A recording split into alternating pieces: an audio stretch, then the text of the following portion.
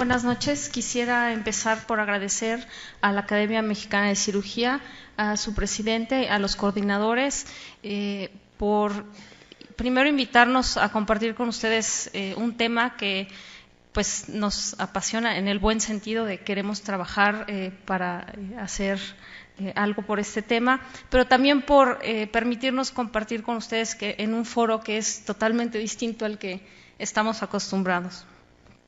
Como ustedes ven en el programa, esa es la primera presentación de 4 que ya está enfocada a la dependencia funcional, y yo quisiera entonces hacer una introducción a este tema y seguir con unos datos para México.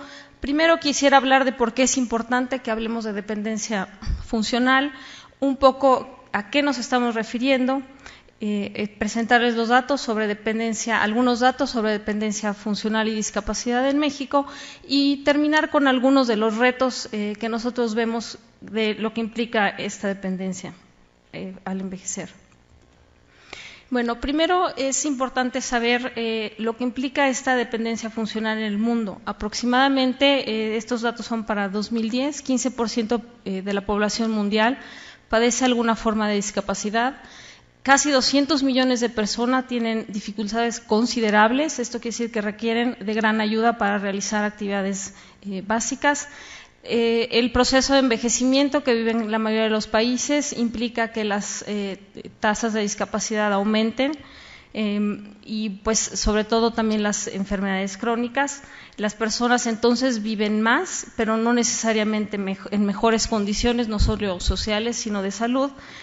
Y, por ejemplo, en países donde la esperanza de vida alcanza 70 años o más, aproximadamente 8 años o 11% de este tiempo, los individuos los vivirán o transcurrirá este tiempo con alguna discapacidad.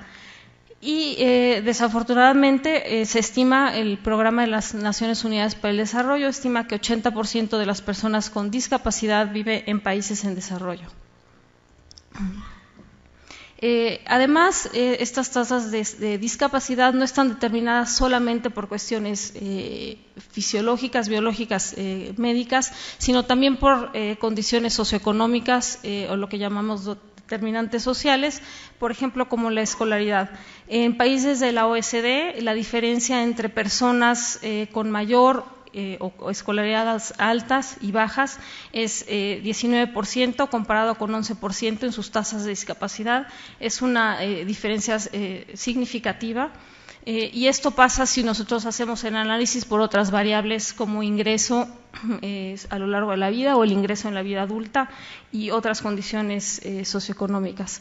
En la mayoría de los países las mujeres tienen una incidencia mayor de limitaciones funcionales y discapacidad que los hombres. Perdón. Y muchas veces estas personas con discapacidad tienen menor o limitado acceso a servicios sociales y de salud.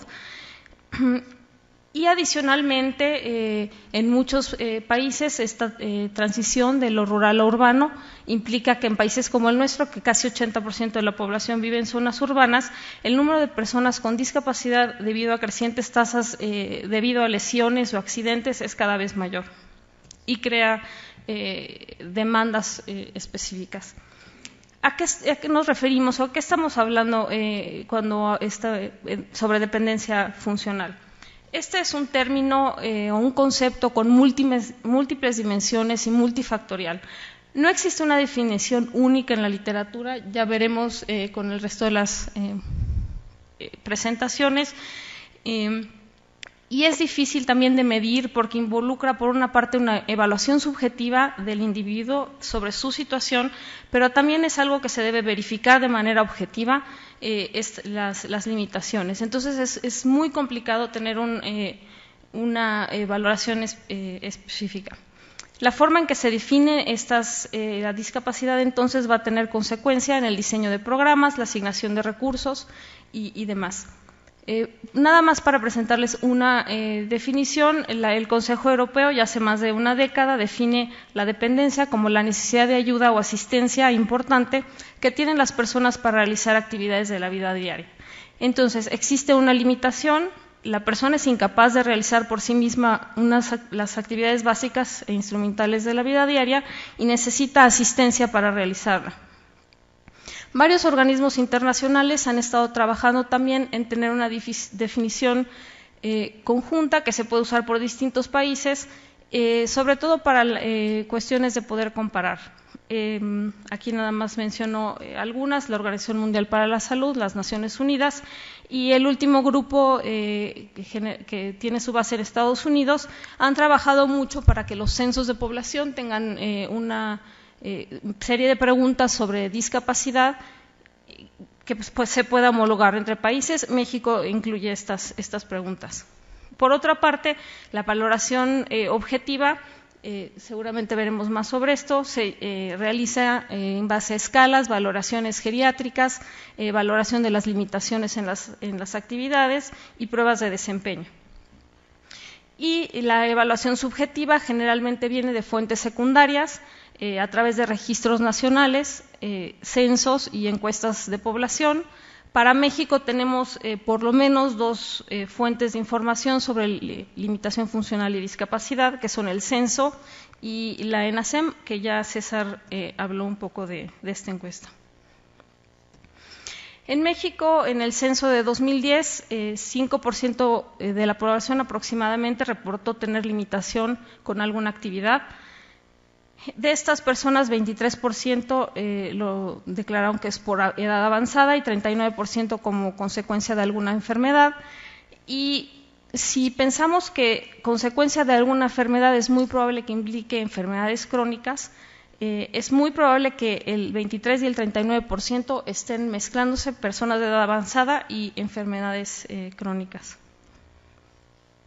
Entre la población de adultos de 65 años y más, el 6.3% aproximadamente reportó tener limitaciones funcionales del total de la población.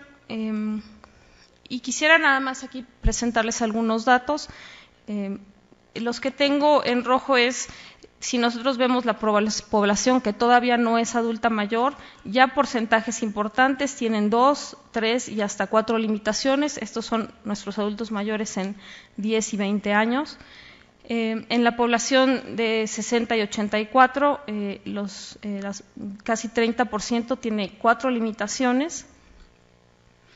Si vemos el tipo de actividad en la cual se tiene una limitación, como se espera, no sé si se espera, pero lo que se observa generalmente, a medida que incrementa la edad, el total de personas que reportan tener dificultades es mayor. Obviamente lo inverso pasa con los que reportan no tener limitaciones. Y los recuadros que les marco es porque si vemos entre 60 y 70% de las limitaciones son en el poder caminar o moverse, lo que implica cuidados muy particulares y muy extensos, y atender el cuidado personal.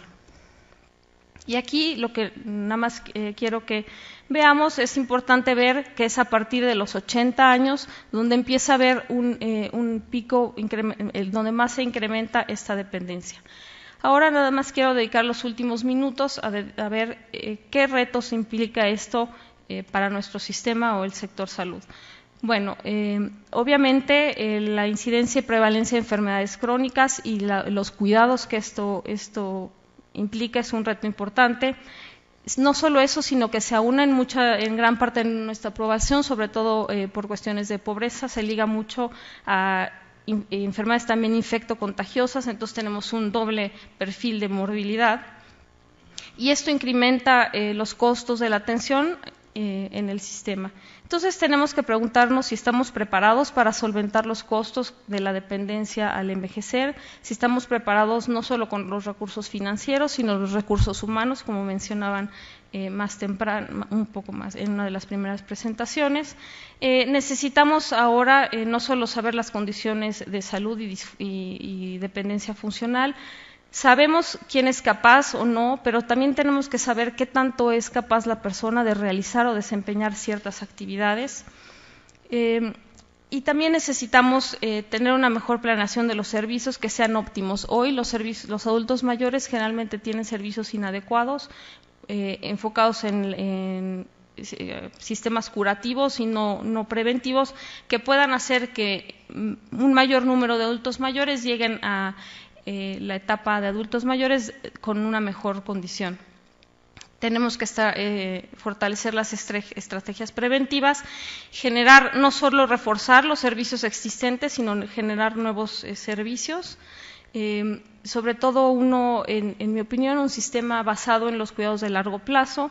Tenemos no solo una mayor carga de enfermedades crónicas, un mayor número de adultos mayores, pero también tenemos un número cada vez menor de cuidadores reales y potenciales que hacen hoy una gran carga de los cuidados, no solo porque reducen los cuidadores informales, también hay altas hospitalarias, cada vez la gente se regresa más temprano a su hogar, y entonces esto crea una gran presión sobre los cuidadores. Entonces, pues se esperaría una colaboración de instituciones públicas y privadas en este esfuerzo para poder tener servicios personales, apoyos a los cuidadores y también servicios para pacientes terminales, que son los que más requieren, el tipo de servicio que más se requiere como consecuencia de la dependencia funcional. Y creo que también es momento de retomar la discusión sobre quién tiene la responsabilidad de los cuidados de los adultos mayores con dependencia funcional y cuál va a ser el papel de cada uno de los actores principales, que son el Estado, la familia, el adulto mayor mismo, obviamente, que tiene que prever y promover su salud, y que sea una corresponsabilidad de todas estas entidades. Muchas gracias.